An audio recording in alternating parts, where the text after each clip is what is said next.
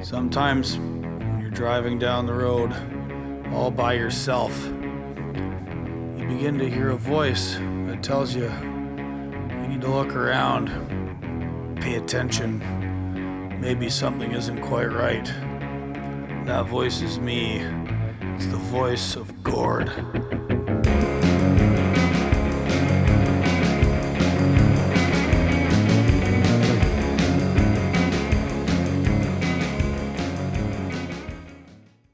All right, g'day everybody, and welcome to another episode of Voice of Gord.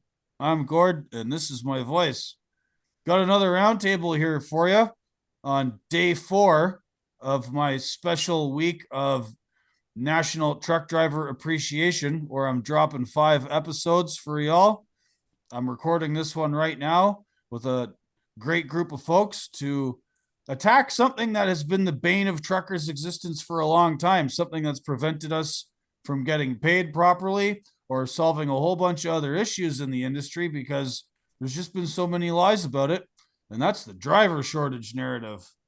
So my other voices on the round table today are Justin Martin from FreightWaves, Lee and Lisa Schmidt from CDL Drivers Unlimited, and a little bit later on we'll be hearing from Mike Lombard at the Lombard Trucking Podcast. G'day, everybody. Hey, Gord. Evening. Hi there. Thanks for having us. Yeah, thanks for coming. Part of the reason I wanted to do the driver shortage thing, like over and above the fact that, you know, it's about time somebody put the final nail on the coffin of it.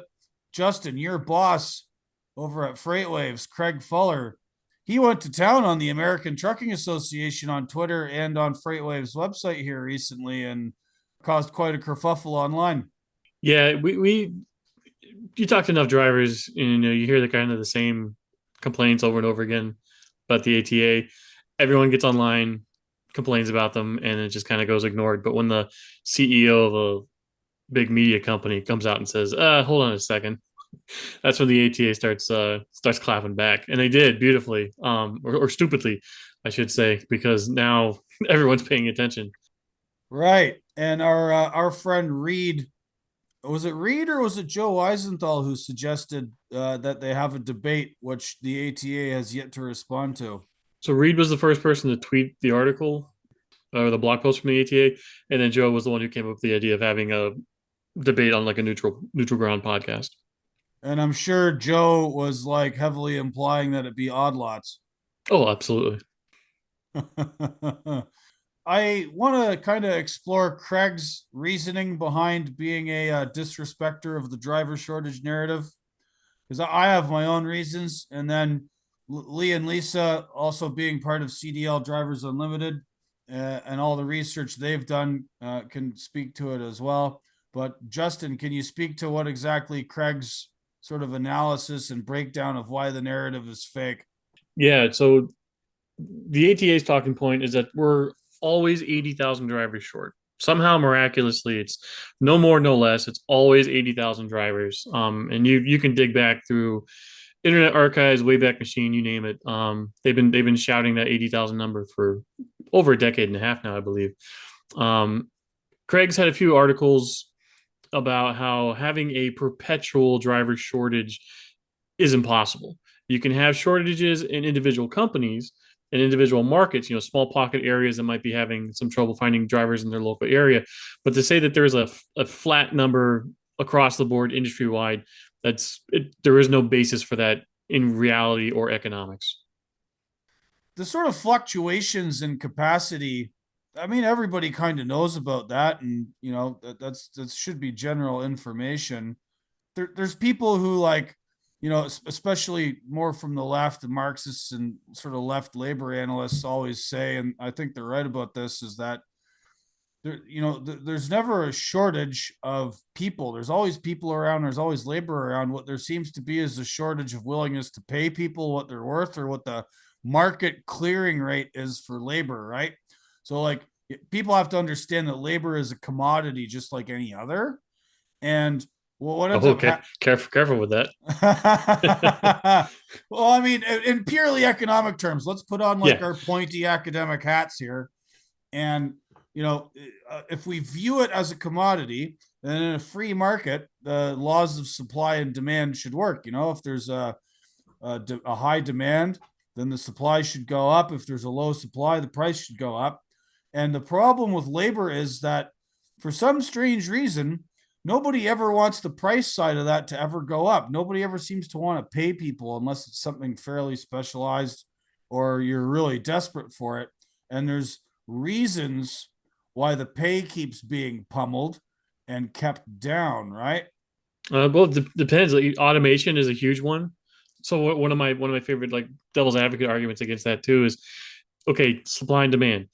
Once you have automation, you basically have infinite supply.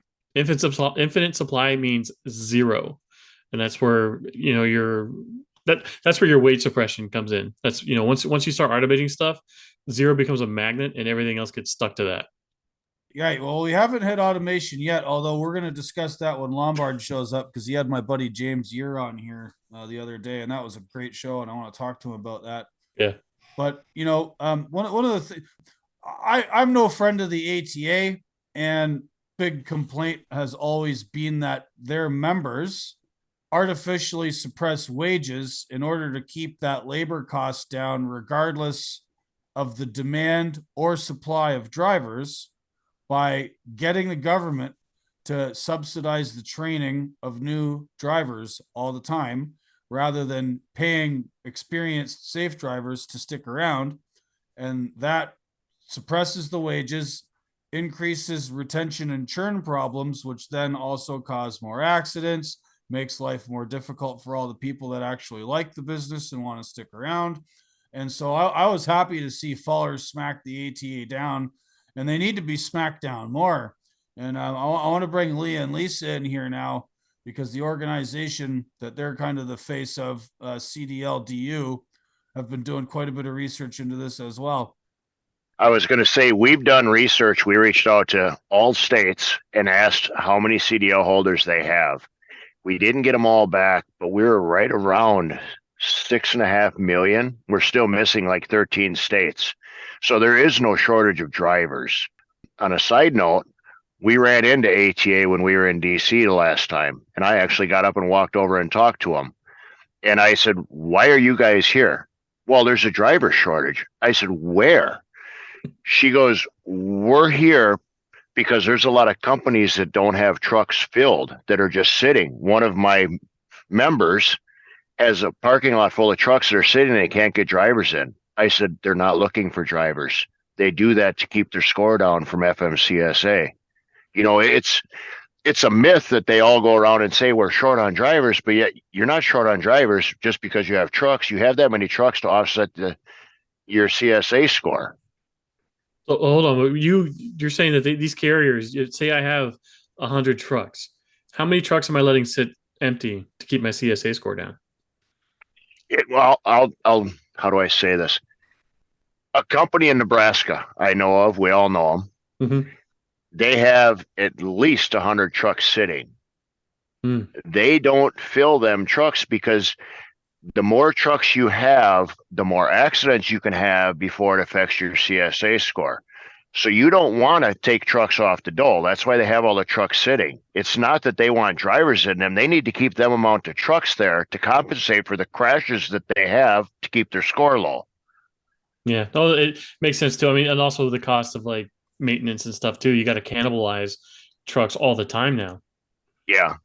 Just from our research, there is no shortage of drivers, and we preach that left and right. We've got stats to back it up, and it's not a shortage, it's a retention problem. Like you were saying, they don't want to pay the drivers what they're worth.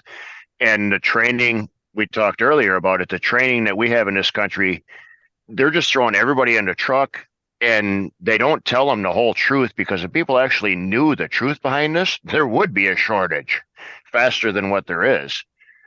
Right. This is not a good business to be in if you don't know what you're doing. Right. And the research you guys did by contacting all the different states DMV, I saw the breakdown on that.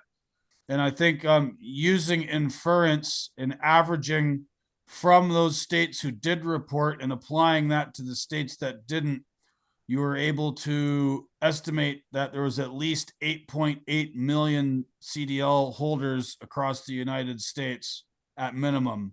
Yes. So I want to show you guys something. The ATA, Steve Viscelli sent this to me, and very interesting that the ATA quoted something very similar on their own somewhat recently here. Hold on a minute. So I am looking at the ATA's driver shortage report 2019, and I'm looking at page number 6. And there's a footnote here in the ATA's very own data claiming there's a driver shortage. And I'm going to read it to you. Of the 7.8 million people employed throughout the economy in jobs related to trucking activity, 3.5 million were truck drivers in 2018. There are over 10 million CDL holders in the United States. their very own report showing that they understand how many people there are with CDLs.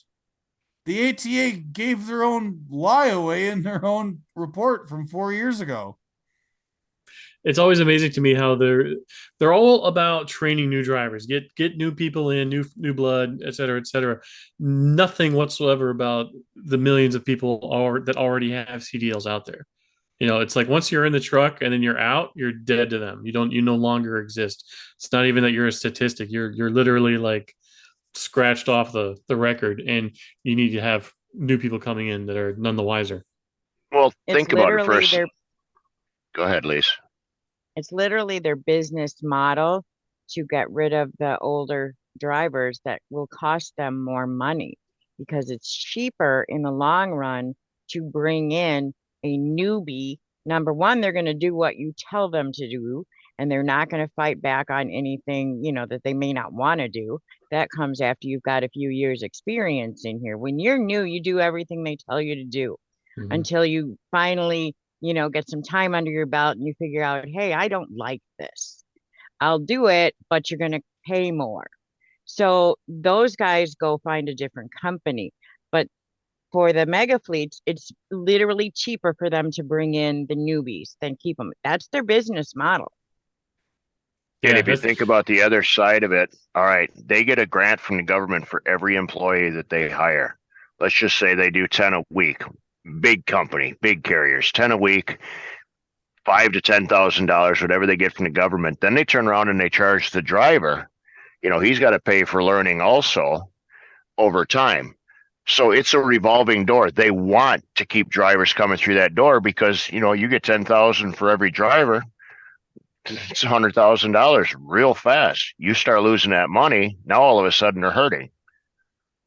Yeah, I never knew like what the actual specifics was. So like when I started trucking in October 2007, and I started at Schneider, and I knew then that companies were getting grants for hiring GIs. There was a lot of vets overseas in Iraq and Afghanistan that were coming home and having a hard time finding work. Like you could have been a field doctor overseas, patching up your buddies, no problem. But then you try to become an ER tech over here, and they don't even want to look at you. So they were trying to do different kind of training programs to assimilate people from military life into civilian life, and truck driving was like a big one. I mean, it's been in our pop culture since forever. You go back to remember the first Top Gun movie, Maverick and Goose are joking about getting fired from the Navy, and they're like, oh, let's go to that trucking school.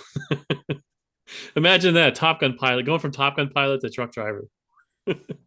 Yeah, my former employers at Paddocks, Duncan Paddock used to say that, when you've hit rock bottom and everything is wrong in your life, you become a born again Christian and go to truck driving school. I mean, for some people, I guess, but yeah, and that brings up another point. I had this gentleman on my show who remained anonymous, and he used to work with the state of Maryland and job placement. And he said that there's this whole conveyor belt of getting people who are on unemployment or on some kind of state assistance and get them into truck driving schools, right? I mean, they're supposed to place them in all kinds of different jobs, but the predominant job that they wanted to get these people into was trucking.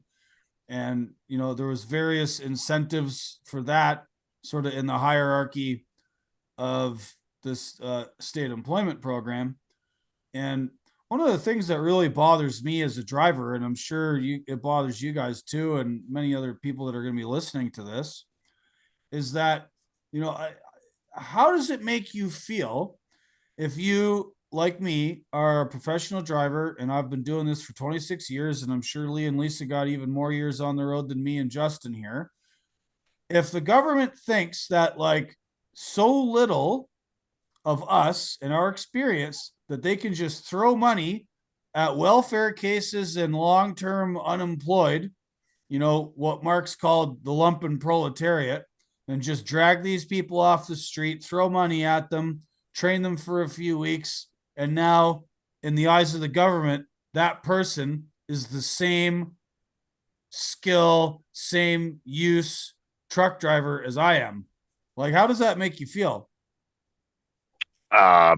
EO'd is putting it lightly. I got 35 years experience out here, and the last 20 something have been oversized. I don't like it, but on the other hand, everybody has to start somewhere. So I'm not as critical as I used to be, but I don't like that we're all treated the same. It's like, no, there's a little more knowledge and seniority here. It should come from the government too. Yeah, Well, but I mean, the irony of this too is like, you and me, Gord, with our career. I mean, you have a much more stellar resume than I do, but I mean, we would never be. We're unhirable at this point, basically, at like the larger fleets because they look at our experience and they're like, they see red flags. They're like, oh, these guys are gonna be nothing but trouble for us. We need somebody that's green, and the companies now are kind of like in a catch-22 where nobody with experience is going to be stupid enough to work for a mega carrier that's going to treat them like a number. And the insurance, if you're not self-insuring, the insurance companies right now are blocking everybody from hiring people with no experience. So that's where I think we're like, some of these companies might have a legit claim to have a driver shortage at the moment. Is their hiring pools are shrinking down to like nothing, and nobody's kind of like putting these two problems together. One of the things that we're working on here is to get those same training grants for the smaller carriers. And we've got a plan that we're working on to get the insurance to have these smaller carriers hire brand new people that have never driven before. Because like you said, that is a huge blockade. And they can't hire, their cousin with no experience, but they could train that person better than any mega fleet school that there was. So we are, as our alliance, CDL Drivers Unlimited, we're working with our insurance people to get that handled. right. And when you say you're trying to get grants to these smaller carriers, does that come with, I don't want to say strings attached, but like some kind of condition that maybe you're going to train people better than the training they're going to get at the larger carriers? Because I mean, in my world, the smaller guys were always better to work for, and also understood that, you can't just let a greenhorn out with a specialized piece of equipment that costs a fortune and expect good results. Like, you have to sort of mentor a driver, teach them properly, sort of have like, a bit of an apprenticeship program, if you will. And, I went through an informal apprenticeship program when I started trucking. I did a couple of years running local before they turned me loose anywhere. And like before that, I worked in the yard for a couple of years at night after school. So like I literally learned from the bottom up. And I'm just curious to know if that's what CDL is aiming at. CDL Drivers Unlimited is aiming at. An apprentice program? Exactly. Yes. And that's one of the hard parts about this industry right now is the mega fleets are self-insured. So it's basically the only place you can go to get your start in this industry. And that is what ruins people from having a successful career because they think that working at a mega fleet is all there is at this point. And they don't see the good carriers out here because the good carriers aren't self-insured and can't hire the newbies without, exorbitant insurance costs. Yeah, well, and so right now we're seeing trucking go through like trucking goes through boom and bust cycles, and we're kind of at the bottom of the bust cycle right now. And there's a lot of carriers right now that aren't hiring new drivers. We're talking to some recruiters now, and what was it? Just one, I think it was CR. Yeah, CR England. I think right now is the only carrier still hiring new drivers right now. But everybody else is saying nope, only experienced drivers. Where the hell's the driver shortage narrative there? Yeah, well, let's not let the truth and reality get in the way of a good story, bro. I'm waiting patiently for Lombard to show up because he's recently gone to work with Charles there at what's the name of Hot, Charles' organization? hot seat services. Right, yeah, who's a recruiting firm, and I'm very keen to hear what Lombard has to say about where the state of recruitment's at the moment. But the insurance question is it's really interesting. I spoke with this Darren Yancey fellow that was on Mike's show and asked him about offering discounts, right? So like here's another problem with the retention thing, right? Like you want to keep a trucking company would naturally want to have somebody like Lee Schmidt with 35 years of experience because you're going to look after the truck, you're going to look after your customers, you're going to drive in a more fuel efficient fashion. You know what you're doing in the long run. You're going to make them more money and you're going to save them more money by having less screw ups. These are the kind of guys they want. And I thought to myself, shouldn't there be like an insurance discount for this? So I asked Darren about that. And he said that no, they don't do discounts at all for X number of years of experience. I mean, some companies do kind of, if you nibble around the edges and stuff, but like in general, he was saying that insurance underwriters, because there's so many claims and the cost of the claims is so high all across the industry that like I can't go to an insurance agent and say I have 26 years of experience in 4 countries and have done this and done that and I haven't gotten an accident and no tickets in a long time. That doesn't mean anything. And it's not that it doesn't mean anything to them. It's that the insurance companies, like Darren said, they've paid out so much that they cannot offer discounts. And why are they paying out so much? Again, because their churn and retention problem keeps bringing in newer people into the business who tend to have more likelihood of getting into accidents, right? So like this whole churn and retention issue has all of these other consequences for the industry that make it bad for everybody else, right? Which is why we need to kill it. No, we saw during COVID, the insurance companies realized like, oh, nobody's driving right now. We're going to be catching hell for charging all these high premiums for cars that are basically sitting for months on end. So they offered large. Just remember that like our insurance dropped by like a third at the beginning of COVID. Well, it turns out the insurance companies lost a lot of money doing that. So that's part of why everyone's premiums is going back up is because these insurance companies are trying to recoup the losses from those early COVID policies. And it's not a matter of if we're going to get an accident in this industry anymore. It's a matter of when.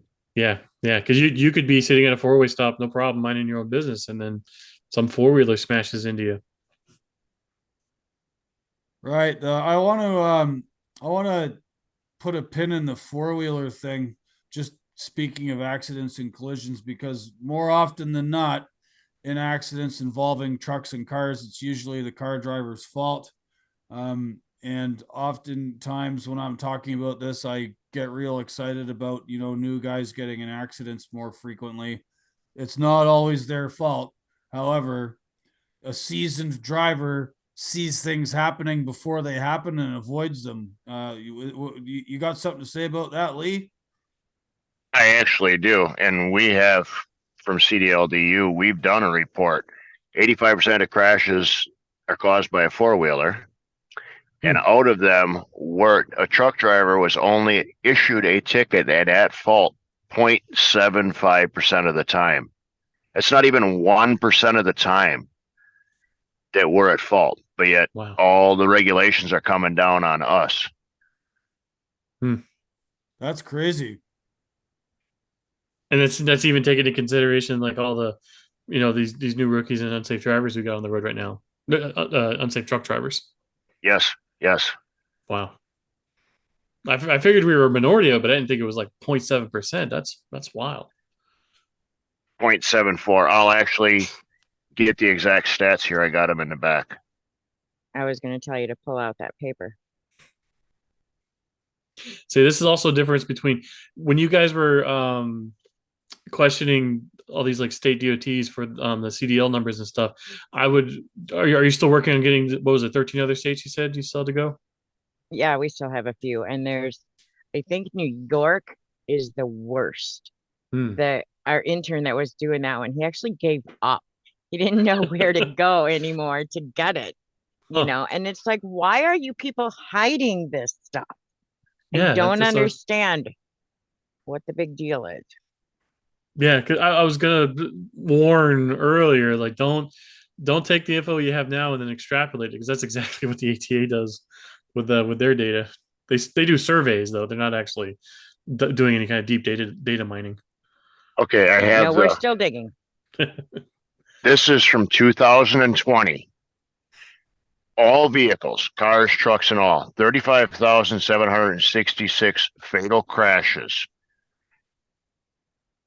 4,444 were large trucks, which is class 3 and up. 2,890 were class 8 combination. 272 times drivers were at fault. So that is 0.76% of the time.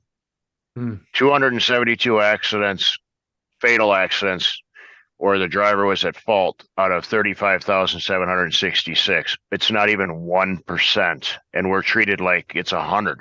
Wow. Yeah. And that's all across the United States. And for what year? 2020. Right, right. Yeah, no, I remember that. I saw that chart. In fact, I put it in one of my Substack posts once. Yeah. It's incredible how much guff we take.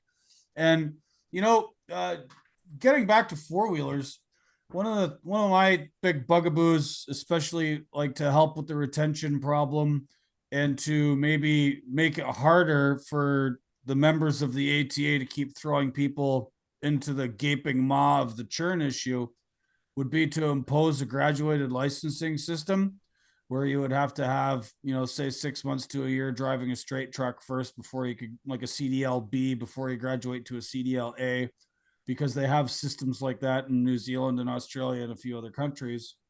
But, again, given that much of our fatal carnage happening on the roads is due to four-wheelers, I wonder, and I spoke with this guy named Matthew Crawford, who's a philosopher, and he's wrote this book called Why We Drive, and there's this sort of, as much as um we view driving kind of as a right in America and a rite of passage, and we live in a very car centric culture, as much as they're trying to take that away from us in various ways, it's still technically a privilege granted to you by the state. You have to get a driver's license. You have to register your car with the government. It's their roads. So, I wonder. I wonder how politically untenable it would be in many places to say, you know what, guys, we all know there's too many idiots on the road, whether they be in a four-wheeler or an 18-wheeler. The crash statistics prove that it's mostly four-wheelers causing the problem.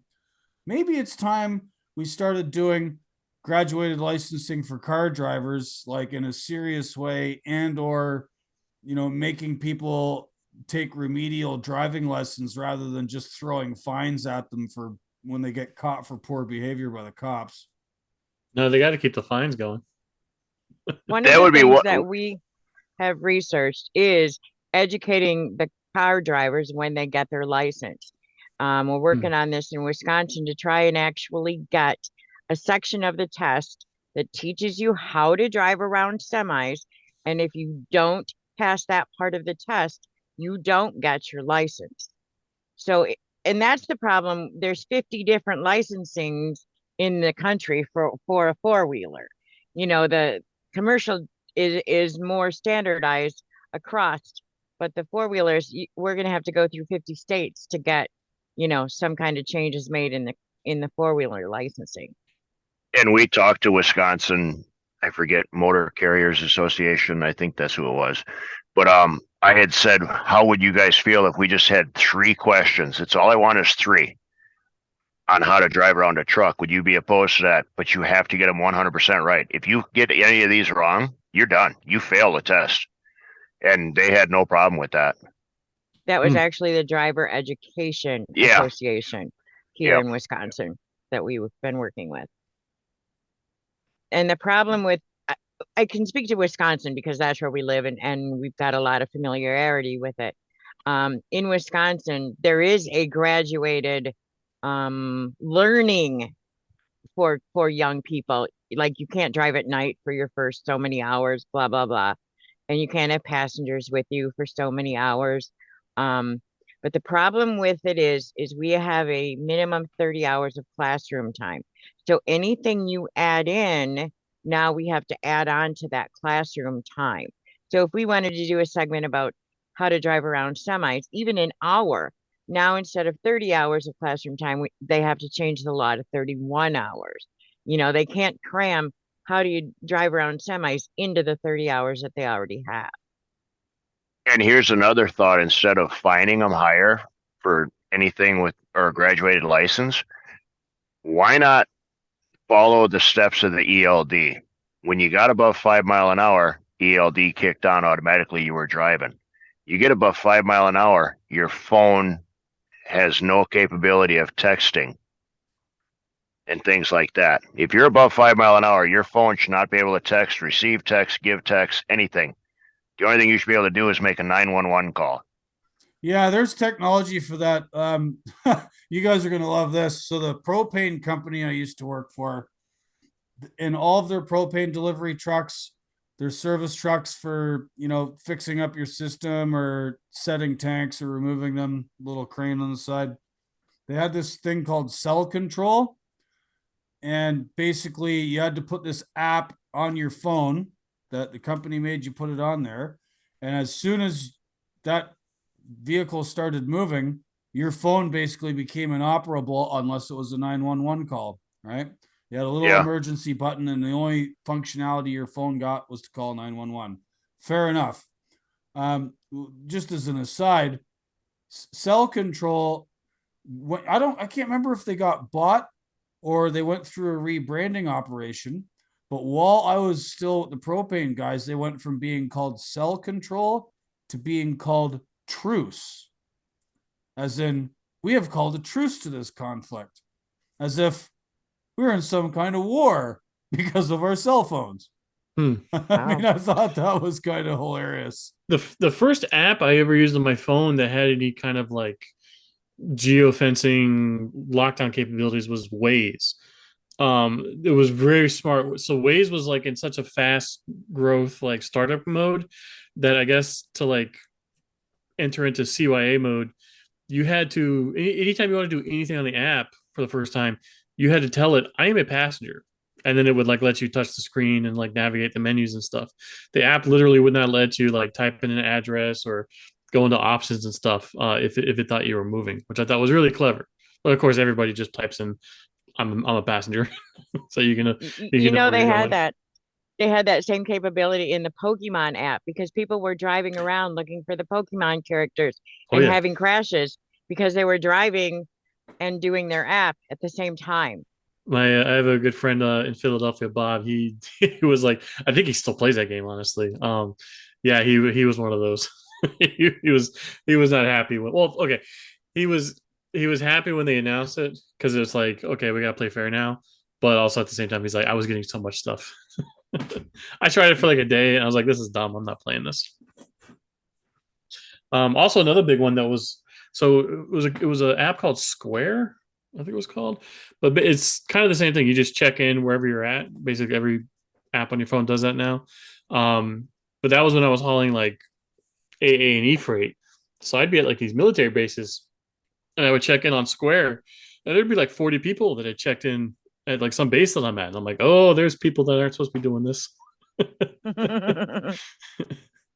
Yeah, I don't think Square exists anymore. Maybe they got bought up and rolled up into some other app. Looks like Lombard's home now. How do you know this? Oh, I'm stalking him on Find My Friends. Wow. So my sisters have that, and you know, as I bang on all the time about the surveillance state and all this technology they impose on We're all Big us, Brother now. and all of these people are doing it voluntarily. Like, you're undercutting my case. Well, okay, to be fair, we did this voluntarily. You know, we follow each other. We actually it was at Matt's. We all, you know, you get lost, you lose sight of everybody, and you're like, where the hell is so and so? And then you just like, oh, let's just you add each other on Find My Friends. What kind of fine grained detail does that give you? Like, how many feet, Oh, pretty. inches? I mean, I'm I can zoom in and just see where his house is. He lives in Buda, Texas. Yeah, I knew it A was. I friend knew. of ours did a thing this morning where the broker was tracking him. So I'm thinking you guys are becoming brokers. You know, you're missing your life calling, tracking people. That is probably about the same. Also, okay, we're really gonna dive off topic here. My son started pre-K this past week, and the buses are just like all over the place right now. They can't. There is no like consistency with the schedule when he gets home, and so I have for Christmas a couple years ago, somebody got me this thing. It's called a tile. It's Mhm. basically like a little GPS chip you can attach to like your keychain, your wallet, whatever you want. And so if you lose your keys, you find it on your app on your phone. And so I was like, you know what? So I just threw one of those things in his backpack, and I was tracking him when he comes home from school. It's not that great. It's fine if you like lose something in your house and you need to track it down, but there's no like real time tracking capabilities unless you pay for it. So I think Right. So we're gonna do an Apple AirTag next. I wanna tie these two things together here: the surveillance and tracking, and the quote unquote driver shortage and retention churn problem, because the retention and the churn problem implies people leaving, which they do, and they do that for many reasons. And one of the reasons I'm very reluctant to go back trucking, I mean, I got laid off at the beginning of July. The bottom of the hardwood market fell out. I haven't been on the road now in like 2 months basically. Um, I'm I would have a very difficult time actually finding a job now, because I am not getting in a truck with all this tracking crap on it. I'm not doing it. I'm not dealing with an ELD. I refuse. I can take my phone and I can put it on airplane mode or put it in a Faraday cage and not touch it, not use it, as you said, voluntarily. I don't need to be tracked when I'm at work. And this speaks to trust, man. Like, people joke in the Discord chat about, the tracking stuff with brokers.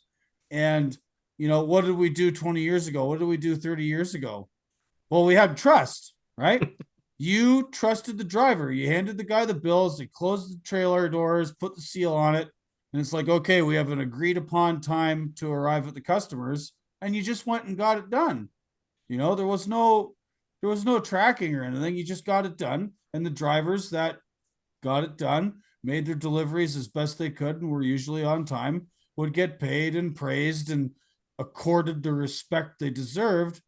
And now that trust and the sort of like hierarchy of praise and respect, and the sort of non fiscal remuneration, so to speak, you would get from being viewed as a competent guy and higher on the totem pole, like, that's all gone now with all of this surveillance stuff.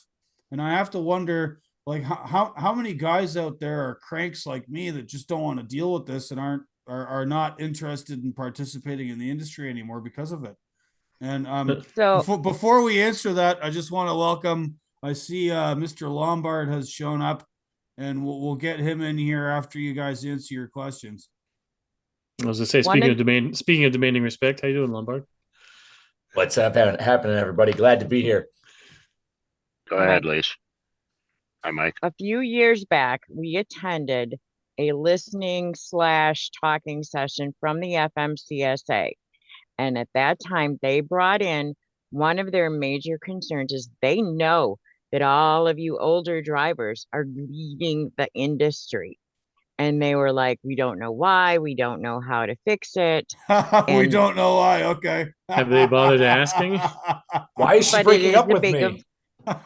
but what they were looking at wasn't saving those guys from leaving, but again bringing in the newbies, Mhm. because now you've got all this technology and all these young people have been raised on this technology.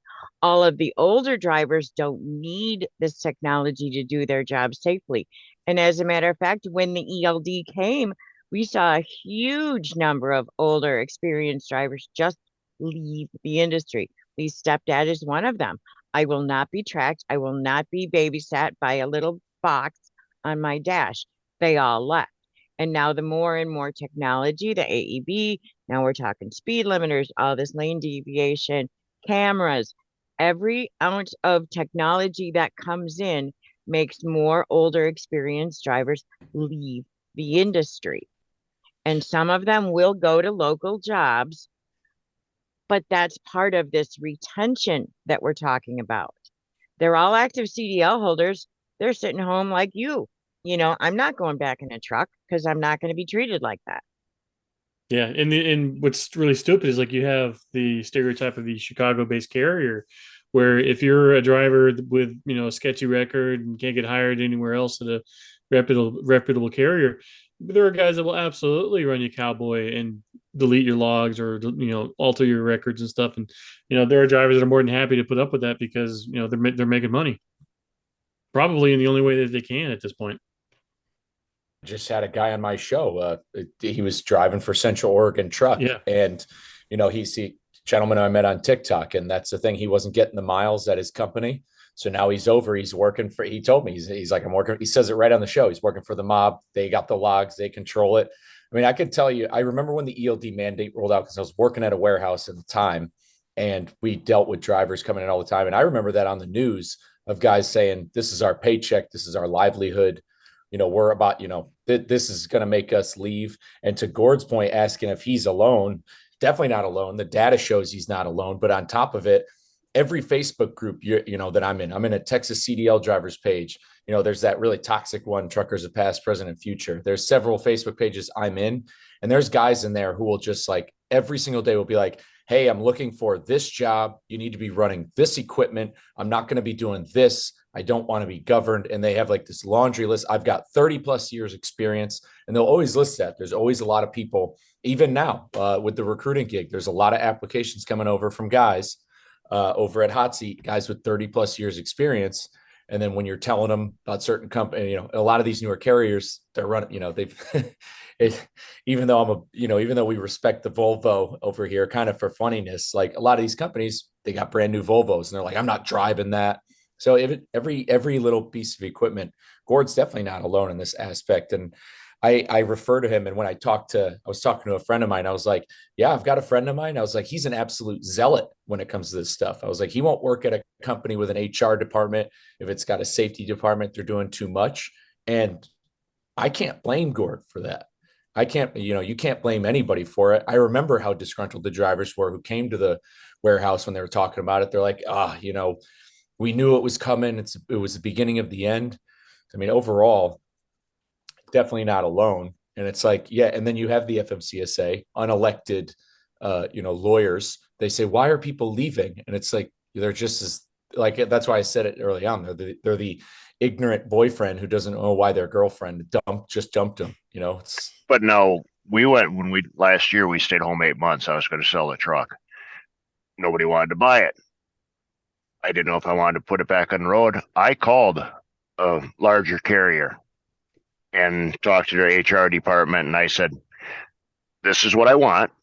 I stay out 3 weeks, and then I can go home for 7 to 10 days. And I said, I want a brand new truck. And she's like, well, we don't do that. I said, why don't you run my MVR and talk to somebody a little higher up and call me back? And half an hour, she called me back. She says, I don't know who you are, but they said, yes, they would do that. I said, I can tell you who I am. I said, that's 30 plus years accident free. And I said, that's what gets you. I said, a new truck and a little bit more respect. So you can get it as an older driver. You just have to tell them what you want.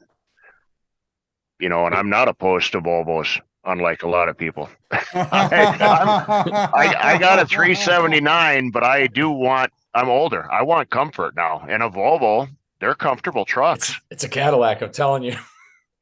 That truck that I drove in Chattanooga last year for this company Plus, it's a level 2 autonomous vehicle, and the truck they were using as their platform was a brand new Peterbilt 579 Epic, and that was a sweet truck. And I told them, I was like, if I was like further into my career, just kind of wanted to like ride out the last couple of years in a truck, it'd probably be this one. Just let it do all the work for me. All right, now that we've got Mike here, sorry I had to step away from the computer there for a minute. Mike, so in your journey, very recently you've gone to work with a friend of all of our shows, Charles. What was the name of his company again? Hot Seat Services. Hot Seat Services. And you're now playing the role of a recruiter. Is that like a full-time or side gig?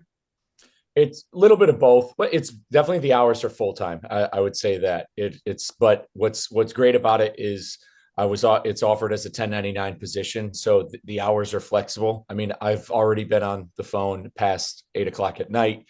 I've answered calls on weekends. So I can, whenever it's flexible, but the hours I'm putting in are definitely full time. Essentially, like if I were to have office hours, I'd be working 7 to 3-ish Monday to Wednesday, but full Thursday, Friday schedules. But I kind of I'll keep myself on call on weekends. So it's full time. Right. So you're in the recruiting business. So, part of the deal with the quote unquote driver shortage is that we have to keep attracting new folks and or slightly used folks and or maybe much older folks like Lee. What are you seeing in the market insofar as like what younger, more newish drivers want, what their expectations are, and more importantly, what are the experiences they're sharing with you, having gone through the quote unquote mega carriers, if they are in fact newer drivers with not that much experience? We're sort of assuming that's the channel by which they got into the industry. Yeah, so there's a lot of stuff that we're seeing overall in the grand scheme of things. A lot of companies have started to slow down their hiring. They've definitely started to really look at MVRs. I'd say when it comes to newer drivers, the biggest thing that's holding newer drivers back is a lot of these drivers are working for several different carriers, even in the matter of a 2-year span. I was working with a driver earlier. She's qualified for the job. Her MVR is good, but in the past 2 years, she's had over 9 jobs. And I was just talking to her recently, and she was telling me about her last carrier, and she was expressing her concerns. She's like, they're not paying what I rightfully deserve. They've messed around with me, etc. She doesn't like the way that she's been treated. Now, I don't know this person personally, so I'm only going off of their word on this. So that's the biggest thing with newer drivers, is they've had multiple different jobs. And overall, like I can go down the 10 street list, a lot of the demands of drivers out there, everyone's really gunning for local and regional positions. That's really what they want to do. There's a lot of drivers I've talked to, they have newborn kids, they have families. And I'd say the highest demand thing that they're asking for is a regional position. They're trying to be home, they'll work and grind out weeks. They'll work 5-6 days, but they're trying to get back on the weekends, or they're looking for those local jobs. That's probably in the highest of demand is what a lot of people are looking for. Right. And typically local jobs have the lowest turnover because old crusty guys like me get the local job and then don't quit. Yeah, we had it. It's crazy because Hot Seat put out like a text blast to people who've had their information submitted. And there was a local tanker position out of Houston that opened up because a company was expanding down there. And the phones absolutely lit up. Like I have Ring attached to my cell phone. So the phones just lit up all day, calling about that local Houston, calling about that. And it filled up so quick we have a lot of drivers who are set to hire, and now the carriers told us, oh, we have to hold off. We don't know if we're going to have that many trucks to be able to hire all these drivers that we pre-qualified to hire, because that's how fast that job went. Getting back to that woman that had 9 jobs in 2 years, that's not necessarily a bad thing if she kept advancing her pay. You know, I never hold it against anybody if they're constantly trying to better themselves. And that's what she was doing. Like in her, because when you fill out the full Intella app, it'll ask you, were you terminated from this job, or why did you leave? And some of them were non-driving jobs. And personally, I don't see why carriers are going to look at non-driving jobs. I mean, there's probably an argument for that, because that's kind of how the corporate world will work. But in all of her reasons for leaving, it was, for better opportunity, for better pay, like that. Those were all of her reasons for leaving. And yeah, she doesn't want to be treated poorly at some of these companies. Now, this 2-year period, was this during COVID? Yeah, it's in the past 2 years, like recently now. Yeah, that we saw like an explosion of drivers like jumping from carrier to carrier.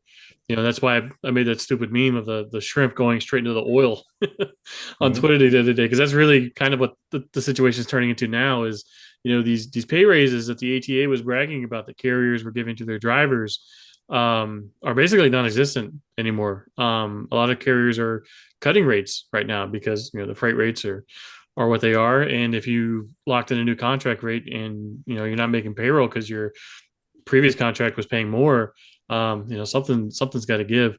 We were talking earlier before you joined it. A lot of carriers now are switching from they won't even hire new drivers. They're only wanting experienced drivers. You said there's only one carrier you guys are dealing with right now hiring new drivers?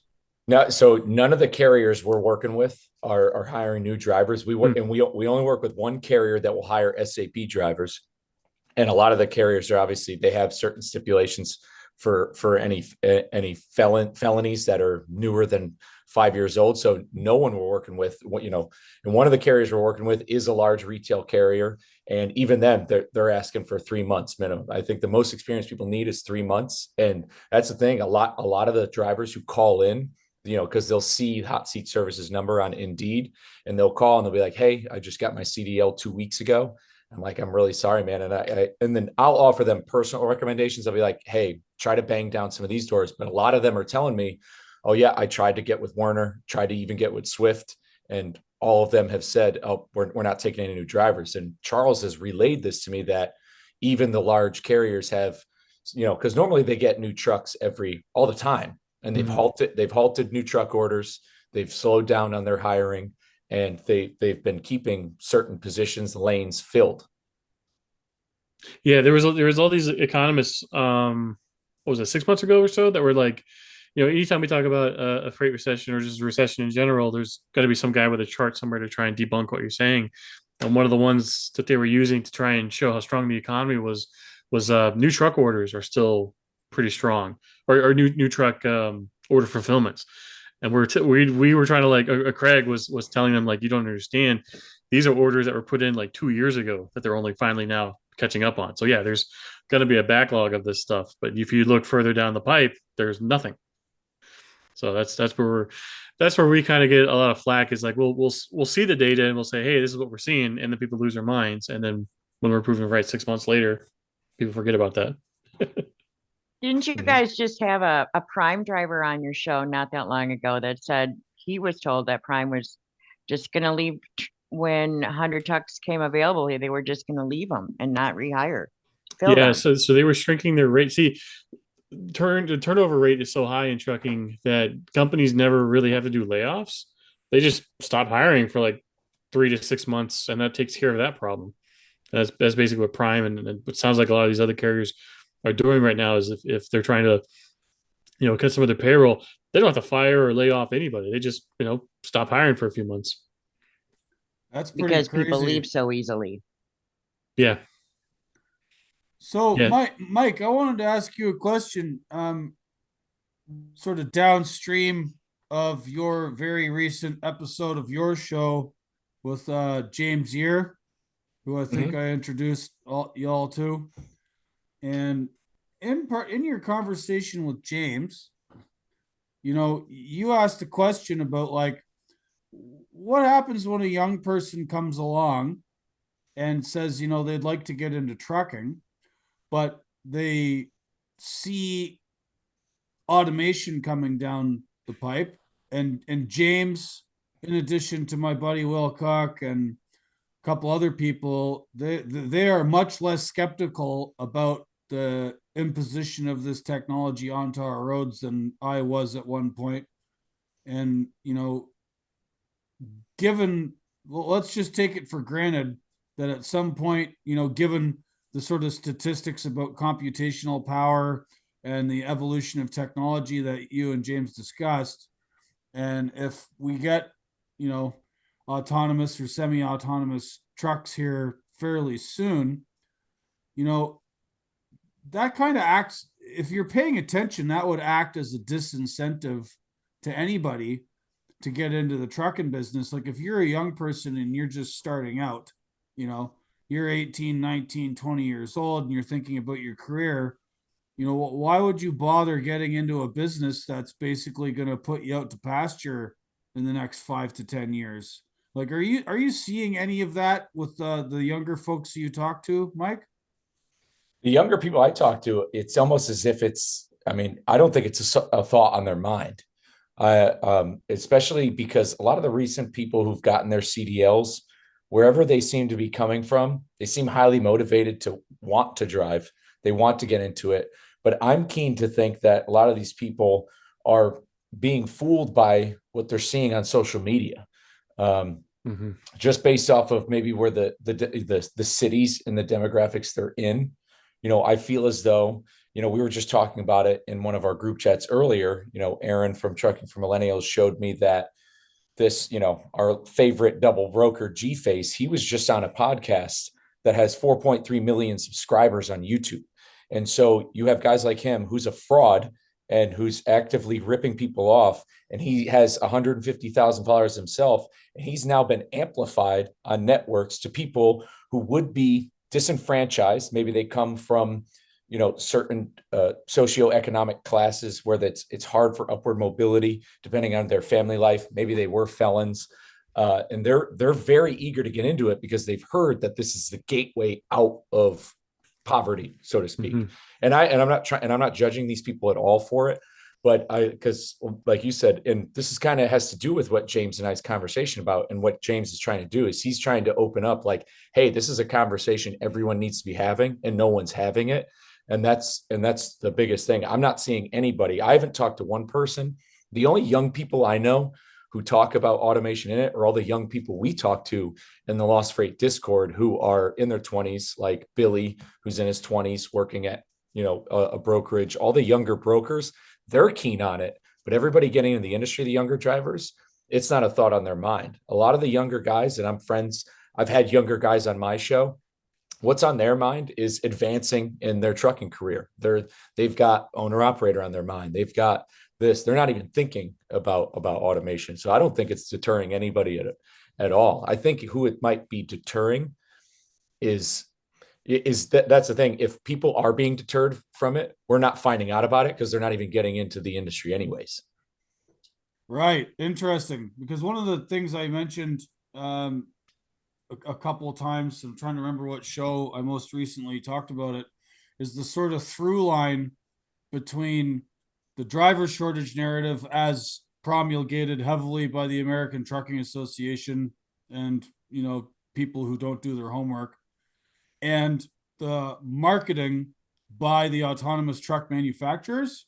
So if you go into the prospectus that the people like Aurora and Wabi and Plus AI give to their investors, all of them cite the American Trucking Association's numbers on the driver shortage. And that's one of their selling features is there's not enough truck drivers. There's not enough truck drivers. Bring on the robots. So like there's this sort of like double whammy from the ATA and others pushing this narrative that they've pushed it for so long and got so much government money for the training and everything, and it's artificially suppressed our wages. And then on our way out the door, when we get put out to pasture by robots, the same narrative is being used to encourage the production of the robots. Yeah, Right? I think it was Justin who first brought that up to me. You said you were either in a meeting or you had heard this, where basically all the VCs and all the capital being raised for these autonomous companies, that's how they're getting the funding. Is they're saying there's a shortage. There's not going to be enough drivers, there's not enough people. So now we need this tech to solve that problem. Yeah, it's wild. I have to wonder if there's like some kind of fiduciary responsibility law, right? Because there's laws around investment. There's laws around what companies can say to their investors to get them to give them money, right? Yeah, you can't just lie, be like, hey, I have the cure for cancer, give me money. You right, yeah. So all all these people are quoting the ATA's driver shortage narrative, and it's basically a myth. It's a lie. I have to wonder if there's like, you know how you have like ambulance chasers that will, oftentimes go after truckers and try and sue the pants off us for something a four-wheeler did, whatever. I have to wonder if there's like law firms that specialize and go after companies that lie to their investors, because boy, oh boy, if we got a hot one here, So I'm totally blanking on the guy's name. He's a contrarian stock. I'm actually googling him right now. Contrarian stock trader. We could be onto something here. That's so what you're describing is short sellers. If I think a company is lying about their books, or if I feel like they're poorly investing in stuff, I'm just going to short their stock and then put out a white paper saying, hey, this is why these guys are either full of shit or their business isn't sound, and then just wait until their stock goes to zero. Damn, what the hell is that guy's name? You're talking about Michael Berry, the big short guy with the housing. So yeah, he's a big one, but there was another guy. Oh god, he went after like the multi-level marketing company. He went after what, Mary Kay or something? No, the juice one. Herbalife, yeah, Herbalife short seller. Yeah, and Michael Berry is Bill Ackman. That's what I'm thinking of. Yeah, Bill Ackman.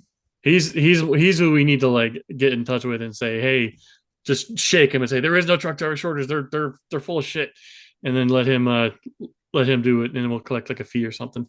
Yeah, and Michael Berry, though, the big short guy from the real estate, he's bullish on shorting Tesla because he doesn't buy into. He's not bought into what Tesla's doing. And now I know Tesla's not a front runner of autonomous, but whatever it is they're trying to do with electric trucks, but he's just big on shorting them. But yeah, I don't know much about why he's shorting them, but I think what's going to help Tesla in the long term is their scale. They can like stamp out a car like there's no tomorrow now. It was pretty rough early on, but I think they're pretty much up in the big leagues now. So speaking of Tesla and their ugly ass semis, Mike, do you get a sense from, like, is there anybody that you're dealing with at in your recruitment activities that there are people that share the same aesthetic concerns that I would before selecting a company to work for based on what kind of equipment they're running or what it looks like? No, absolutely. When you stepped away from the computer, I had mentioned that because you had said, am I alone in sort of being, and I always refer to you as a zealot when it comes to your preferences on where you'll drive. And you're not alone, because there's plenty of people who put in apps, for Hot Seat and via CDL Life, guys with 20 to 30 plus years experience. And yet they don't want to run. They don't want to drive the Volvos. They don't want to drive newer trucks. They're not into it all. And I've never called somebody who's like, does this company have Tesla trucks? Nobody's really running through the door being like, hey, they got Teslas. It's like, no, buddy. To be determined, we have to give it a bit more time, maybe. Justin, what was that thing that happened on Twitter where there was this guy went on a blocking rampage because he was like a Tesla stan, and he was like oohing and ahhing over the truck, and oh yeah, truck drivers are gonna love this. And then like a bunch of us like went in as replies and we're like, no, this thing is ugly. What are you talking about? Nobody in their right mind would drive this. And then he just we went and blocked everyone. Yeah, many such cases. Every once in a while, I'll stumble upon some Tesla fanboy thread, and I love bursting their bubbles because they're all talking amongst themselves, not really talking to a lot of truck drivers. And yeah, you see the attitude all the time. Oh, the truckers will love this. The truckers will love this. And then as soon as they hear from truckers who don't, they're like, oh, just block, ignore. I don't know. I don't know how I'll ever do it, but I want to get into one of those trucks so bad and just do some laps, see what it can do. I'm sure it's got plenty of power, plenty of torque. I'll be, impressed with the acceleration, but they're still being really cagey about the loads that these things are hauling. They're finally being a little bit public about the range that some of their trucks are doing. Another thing that's really sneaky, that 500-mile range, that's on the extended range model. The standard range is 350 miles. Yeah, that's not very far. Did you look or know at all about the Edison truck, which is out of Canada? Oh yeah, I love Chase. Yeah, I've been on my show. Yeah, Chase is a good guy. That is awesome truck. He just had it displayed at some show, but before all of the hype and everything went to crap, I was in love with Nikola because I thought his idea of the hydrogen truck would have really taken off. Oh, wait. Are you talking about Edison or Nikola? Both. Oh, okay. Nikola Yeah. just come out with his, but before all of this was going on, Nikola was out with his truck, which I thought was great. But then everything happened with that company, so I don't know what's going on with that anymore. Yeah, Nikola's in some trouble right now because the company that they were sourcing their batteries from is basically liquidating its entire inventory. Their batteries are catching fire, and there's like a huge recall in their trucks now, saying if you've got one, please turn it back in. They're worried. But yeah, no, I'm very fire. Yeah, I'm very bullish on Chase. I can't wait to see what the guys at Edison do next. The whole electric truck thing, I wonder how much of it's vaporwave. I had a gentleman on my show here a little while ago named Emmett Penny, who's sort of an energy analyst and critic and a big booster for nuclear power. And he's in the process right now of writing a book on the history of the United States electrical grid from the New Deal to now. And he's studied all of this stuff quite closely. And he's like, I asked him, one of the point of bringing him on my show is to like figure out, how much of the electric truck discourse is legitimate or not. And he basically said that, in order for people to charge their cars at their homes with the grid as it stands now, almost every transformer in America is going to need to be replaced. And they just don't have the transformers. Never mind the generating capacity, never mind the grid, transmission lines, all the other stuff they don't have, and that does need to be upgraded. Every neighborhood transformer, in order for people to charge one car or two cars all night long, every transformer in America needs to be replaced and upgraded. Otherwise, they're going to blow up. We're just not there. That's before we consider trucks. Yeah.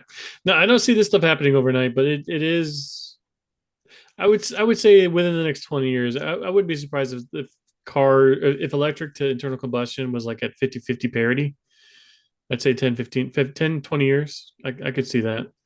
This mad dash push that California has where they want everything like switched over overnight without even the consideration of like, one, how are we paying for it? Two, how are we doing this while keeping the lights on is just insanity to me. It's pure ideological thinking at its finest right there. Yeah, I'm glad I don't live in California. Thank the Lord.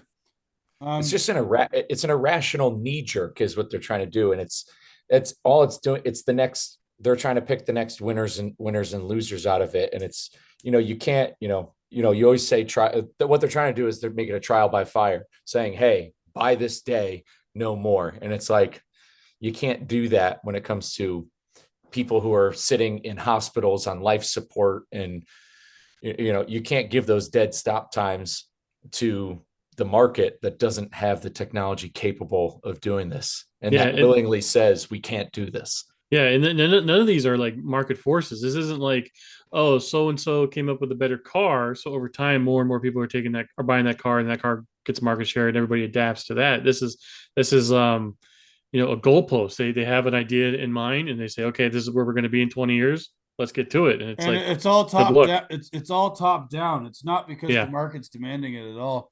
Is yeah. is Lisa still there? Has Lisa got anything to add, or did she disappear? No, I'm good. I'm not into the truck talk like boys are. Wow. So, hey, speaking of girls, so something I noticed a lot on social media. I mean, I don't get out much anymore, but there's like Women's Trucking Federation, Real Women in Trucking, Real Women in Trucking. I don't know. There's all these like female trucker organizations, and the driver shortage narrative plays into these sort of pushes to get more girls behind the wheel.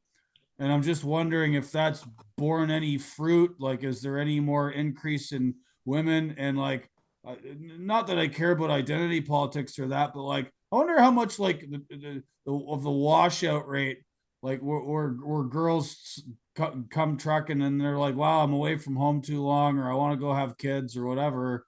Like, I wonder if that has a part to play in the sort of churn retention thing. So the women in trucking number used to be 7% when they started this whole let's get more women in trucking, even though there'd been women in trucking for decades, and I'm good friends with a lot of women that have done it for decades. And I would ask them, what are the challenges for women to get into? And there is none. And I'm like, okay.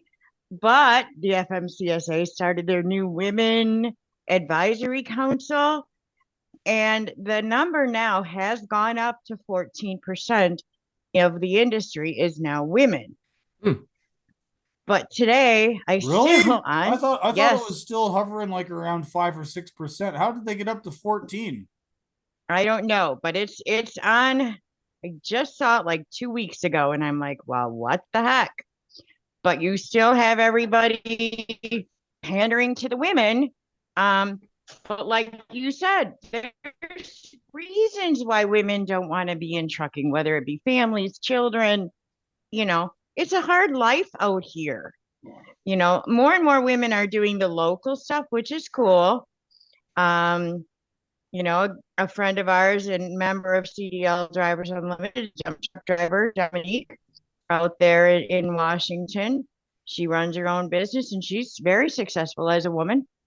So, are there challenges to women getting into the industry? Personally, I don't see any other than the same as a man.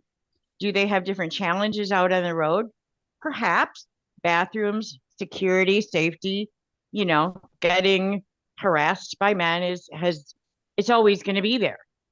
I don't know, that's just society.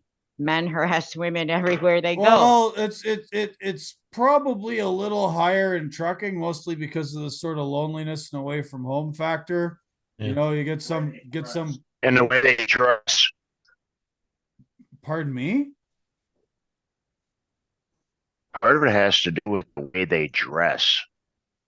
The dudes. Why some of them get harassed. The women, well, either one. The women. I was wearing that safety vest, just asking for it. Oh man, I already got kicked off Twitter 3 times, man. I don't need any heat for this. Okay. When we're at a fuel island and a girl steps out of the truck with 3-inch fingernails and 3-inch heels, it's like, are you really a truck driver? Is that a thing? Have you seen that? Oh, yeah. Yeah. Quite How often. how would you even have your gloves on? I would just. Oh, I guess you're not using your gloves if you have nails that long. Oof. Yeah, no. It's pretty sad. They're not tarping loads and hooking bungee cords or using cheater bars on binders or chucking chains through coils or doing anything like that. Yeah, no, they're dock bumping. Right. All right. So we've been at this for quite a while here. Is there any particular aspect to the driver shortage narrative thing the fight between Craig and the ATA or anybody in the ATA? Is there any part of this any of you guys want to get to that you feel we haven't yet? I need to know what the FMCSA did to fire back because I saw all of Craig's parts and somebody was saying something about the ATA. I did get a comment in on that thread. I said, what has ATA done for the industry? But I didn't see their fire back. So, Justin, can you elaborate those of us that don't know? Oh, the ATA. So they have not said anything on social media. The only reply they ever did back was a blog post on their own website. But as far as like and they have that blog post up on their website, but it's not up on any of their social media accounts because we know they would just be immediately ripped to shreds in the comments. So yeah, I'm still waiting for them to say something further. Craig was supposed to be on What the Truck today, but he had to bail out at the last minute. So maybe he'll come back on Friday's show. We'll see. I would throw my name in that little ring if you get up on the debate stage. I'll be that guy standing off in the corner to throw that answer in there every now and then against either one of them, just Oh, to yeah. rile it up a little bit more. Absolutely. Are you guys active on like Twitter Spaces? Those are so fun. I go on Kevin's all the time. Lisa said on where? On Twitter, there's Twitter Spaces. Oh, that's her, not me. I'm not. She is. I try to when I see them. I listen. I don't really participate a lot, but Okay. I don't know when or how or what or why, but I am going to be doing some with the FreightWaves account in the near future. So stand by. I do think you're in. I do think we're winning on the front of this because the ATA probably made the worst mistake they ever could is they just showed their hand. And we were talking about it on our Lost Freight Spaces last Thursday.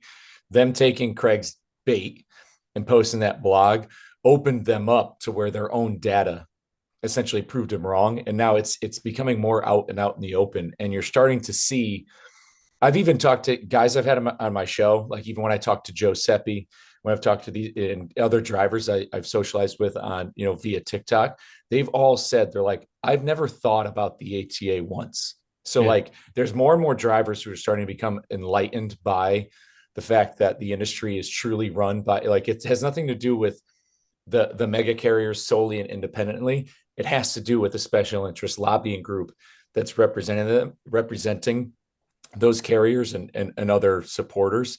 And I think it's starting to come to light. And I really think people are waking up to the point at which what I've seen this week is like, the ATA trying to say, support, Truck Driver Appreciation Week. And it's essentially a meme now. And it's actually, so even, all the popular guys on there, like Truck Driver Appreciation Week itself has become a meme because at the end of the day, everyone's realizing like, wait, these people aren't appreciated. Hell no. They're not being paid for, their working hours. They're not being compensated for. They don't have bathrooms. And to the point in which, people are actively saying like, wait, what does this organization, the ATA, do? So I think we're winning on a certain front. And it's like, it's just winning the day over and over again.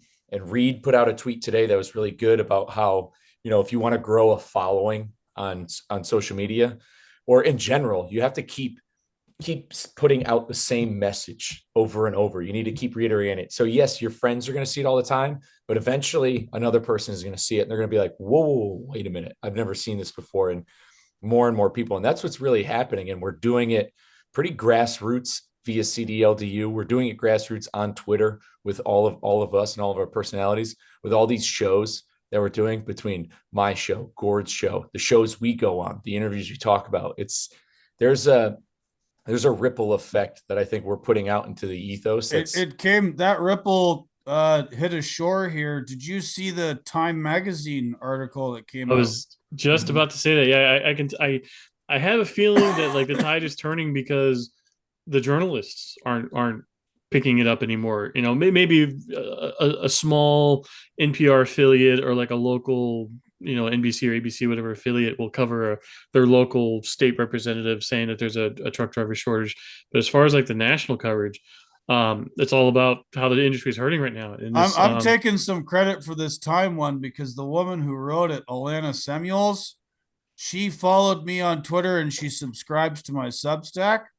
And I would send her stuff constantly, like before I got gulagged from Bird App. But she's been paying very close attention to all of this stuff, and she did a bunch of articles during Wuhan plague and supply chain crisis actor boogaloo of the last couple of years, and she's been she's been doing some good work, and I'm glad to see that she came out with that right at the same time as this brouhaha between Craig and the ATA, because just another part of the media that's starting to wake up to the lies, and good for them. yeah, she has an I'm article here. assuming that I'm assuming that you sent her our research. She would have seen it. I mean, I didn't send it to her specifically since the DMV statistics came out, because that was after I got booted from Twitter again. But like that lady from Time, she's one of my Substack subscribers, and like if she's doing her homework, she would have seen it. Yeah, some of the data she cites from the articles is straight from the FMCSA, and she has quotes from ATA and OOIDA, and I think some more stats from DAT. But the headline is like spot on. It just says the trucking bubble has burst, and her previous article on trucking from 2021. I mean, this thing's a masterpiece. It's something Gord would have written. It says the truck driver shortage doesn't exist, period. Saying there is one makes conditions worse for drivers. Like, kudos. Thank you, Alana. Yeah, there was speaking of like saying I would have written it, there was a guy. Well, I think it's a guy. I don't know. Maybe it's a girl. There's this dude named Robin Kaiser Schweitz or something, who's a occasional contributor to the New York Times. Wrote something about the trucking industry and driving truck as a job has degraded so much over the years, and a lot of the language that guy used and verbiage and phrasing and just the way it was all framed, I felt violated a little bit because it was just too much like me.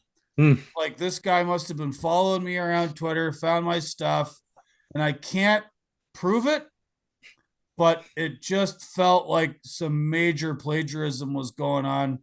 And I asked the guy about it, and he wouldn't answer me, so I blocked him on Twitter, and I've never seen anything by him again. So, I mean, I'm a firm believer in manifesting, and I know it sounds crazy, but we're seeing it happen in real time.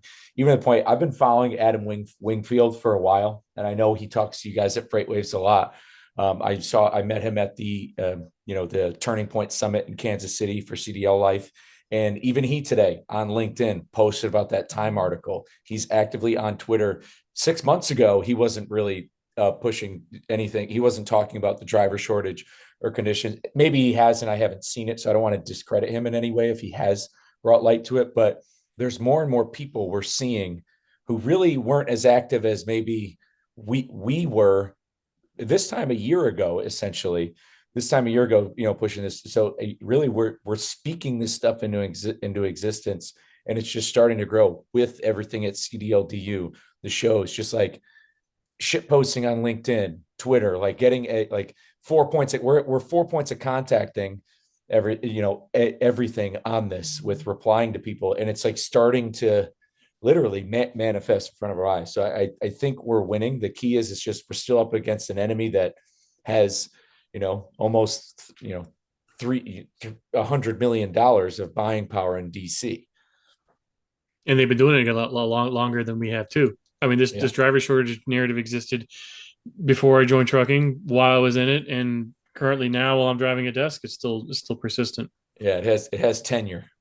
And I want to bring up just a side note on this whole shortage thing.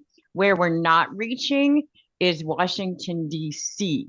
Because I don't know if you guys saw that Bob Good out of Virginia put in a bill to get rid of the entry-level driver training. Oh, because there's a shortage. And if you make them train, we'll have even bigger shortage. So that's where we have to be hitting with our message. And obviously, we're going to make another trip there at some point and get a hold of these people. We actually did have a congressman call us before that bill was, because they asked him to be a co-sponsor of that bill, and he called us first and said, hey, what's going on with this? I said, please don't sponsor that bill because you'll really look like an idiot Yeah, saying that there's a driver shortage. There's a little bit of kayfabe with that too, because the extra CDL training is part of, like, it was a Biden bill, I believe, and so good. No, is, no, no, no, no, no, no, no, no, no, no. no. The training was ordered in MAP 21 way back in 2010, 12. And it was ordered that a task force of stakeholders across the board come together and create a training standard, because prior to that, we had none. And it took them a few years to get this together.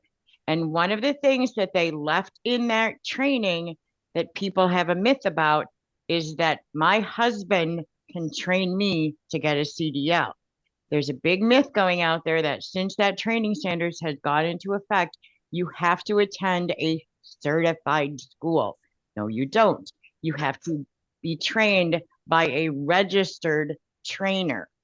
My husband registered at the FMCSA portal. He's a registered trainer. He can train me. Yeah, so it was in MAP 21. MAP 21 also, if I might interject, Lisa, MAP 21, which, as you correctly identified, coming out in 2012 during the Obama administration, that was also the seeds of the ELD mandate came from that same piece. Yes, yes. But this training standard, when the task force came with their final rule that they wanted to get passed, it included 30 hours of seat time. However, when FMCSA came out with their final rule, that 30 hours of seat time had somehow disappeared. And when we, back in 2018, 2019, confronted FMCSA, they took it out on their own, even though this task force that Congress ordered had put it in there. The reason they took it out is they couldn't prove that more hours of training would equal safer drivers. What the actual F? That's the honest to God truth. I swear on my mother's grave, that's what they said. Yeah, there's no bottom to the arslurdation of government legislators. Oh man. Anyway, I think we're pushing about 90 minutes here. Like I say, I want to try and wrap it up. I want to get this thing edited and out in the morning. Any final thoughts from anybody? No, we covered a wide race here. Mhm.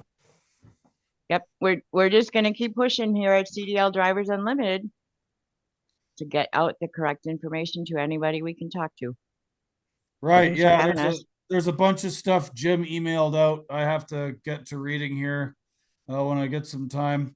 I had a phone conversation with Mr. Heffernan the other day. But yeah, great organization. Everybody go check out cdldu.com, I think. Is that it, Lisa? Yes. Yeah, great advocacy organization. I'm a member. Lombard's a member. Lee and Lisa are members. Justin, are you a member? No, I'm really feeling the pressure here now. Oh, geez. Justin, you can join up to cdldf.org, and because that's the free side for everybody, and Drivers and friends. And you can go on there and look around. But then I expect you to join, because of the audacity of you not joining is just unreal. I hope I never live that. I'm gonna have audacity put on my gravestone. You're never gonna live that down. Yeah. Thanks for having us, though. Yeah, no, Lee and Lisa Schmidt, your experience and expertise and your adventures with CDLDU in Washington are great and awesome. And thanks for being on the show again. Mr. Lombard. Yes, sir. Thank you once again for having me on. And to echo, yes, Lee and Lisa Schmidt two diehard patriots in this fight. I look up to them greatly. They're a big reason why I'm a part of CDLDU. And just to echo it again, if you are a driver, if you drive a truck, school bus, whatever it is, you should join us. We're developing something really real that's already getting work done. We've seen drivers and organizations rise and fall on TikTok of trying to organize, and we've seen drama with other organizations in the past 2 years. And this is one that's actually developing something and developing drivers to become the people who are actively advocating in DC, getting involved in with their local politics, because that's how the enemy is winning. They're counting on our apathy towards working with our government, because for the most part, a lot of truckers just say screw them, I don't want to deal with them, and they're counting on that apathy. So let's prove our enemies wrong. Hop on board with us at CDLDU and join us in that fight, because some of these politicians, trust me, Lee and Lisa can attest to this, they want to talk to drivers. They actually do. They know that the American people are dissatisfied with Congress, and anything where it looks like that, anything that's good clout for them, like, hey, I'm talking to truck drivers, they're going to take that opportunity no matter which side of the aisle they're on. Right. Very positive note, Mr. Lombard. Thank you for joining us. Mike Lombard, Lombard Trucking Podcast. Go listen. His latest interview with my buddy James Year was excellent. Real deep dive on automation tech, and even deeper into, the very fast pace that computer power is developing as it relates to China, and just all kinds of stuff, man. You asked some great questions on that. That was probably one of James's best appearances that he's been on so far. It was really interesting to listen to. Everyone go listen to the latest episode of the Lombard Trucking Show. Justin, what you got going on, brother? Well, I love how the ATA ends their blog post with the ATA isn't in the business of peddling narratives. That's Freightwaves lane. Their bottom line is driven by storylines, dash, and increasingly of the false variety. We shall see. I'm gonna start like community noting every ATA tweet I see now. We'll stack up our community notes versus ATA's community notes in a few months' time. Right. And everyone can find Justin over at What the Truck, frequent guest with Dooner. And where else you at, Justin? You can find me on Twitter at Super Trucker. The name is ironic, I promise. I'm no better or worse than any other average steering wheel holder out there. Right. And also on TikTok too. Right, on TikTok. Lee and Lisa, you guys have a Facebook page and a TikTok as well? Yeah, we're trucking across America with the Schmitz on Facebook, and we show our loads. We show some of our home time, our experiences as drivers out on the road, so the public can see what our life is like. And we're also on TikTok, not as active, but we're there, and we're on Twitter too. All right, I'll have everyone's links to everything in the show notes. Thanks for coming out. Let's hope that this zombie corpse of the driver shortage narrative doesn't get back out of the grave after we've pummeled it so hard here. Thanks everybody for joining us. Thank you all out there on the road. Thank you, truck drivers, for the hard work that you do. It's a real shame we have people within our own industry working so hard against us, but it doesn't have to be that way. And the best way to arm yourself against that is to just know the truth. There's tons of truckers around, and they're debasing us with all their nonsense, and just don't take it. All right. Tomorrow this should release will be Thursday, September 14th. And then Friday, September 15th, the final installment of my Truck Driver Appreciation Week series. I have got Todd Dills and Matt Cole from Overdrive Magazine live here on Voice of Gord talking surveillance technology. You guys are really going to dig that, and I hope you can join me to listen. All right, everybody, way of the road.